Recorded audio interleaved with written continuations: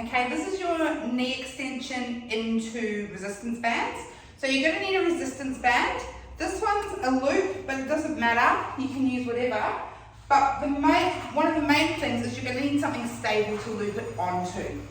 So I'm going to use the cage here.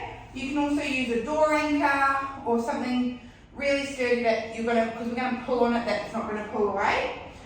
We're going to loop the band around. If you don't have a loop band and you've only got like a long band, you can just tie it around whatever you're using. You're going to make sure the anchor point is sort of just above the knee joint, okay? So we don't want it right here. We want it just above that knee joint, not up too high yet. So it's going to sit right here, and that anchor point is straight across. We don't want that too high or too low. And then you're going to step your foot into the anchor point, facing again straight into it. And we're going to walk back until the band is pulling our knee. So let me turn so you can see. See how the band is actually pulling my knee forward if I'm relaxed. Okay, so that's the kind of position we want. And then we're straight up from that ankle band. And then what we're going to do is we're going to push that leg back into the band and then gently release it. So this is a really slow, controlled movement. And as I'm pushing my knee back into the band, I'm also pulling my kneecap up and thinking about engaging all through the quaddie here.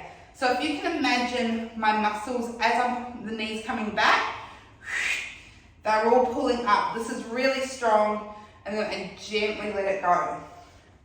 So we want to push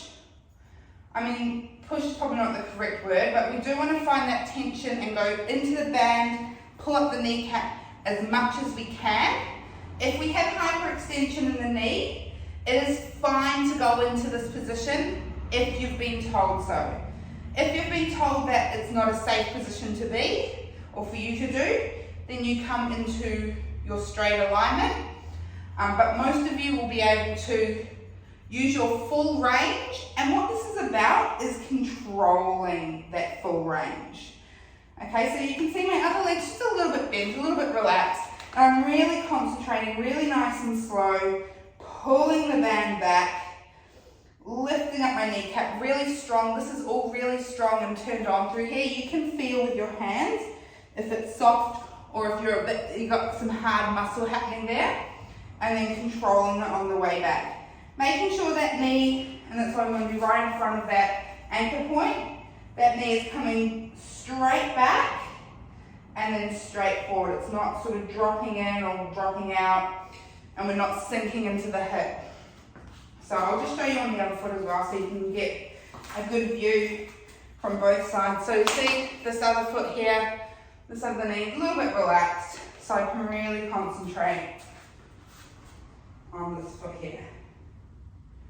Nice and slow. The band is wanting to, if I wasn't using any muscle tension, you'd see that sort of jolt.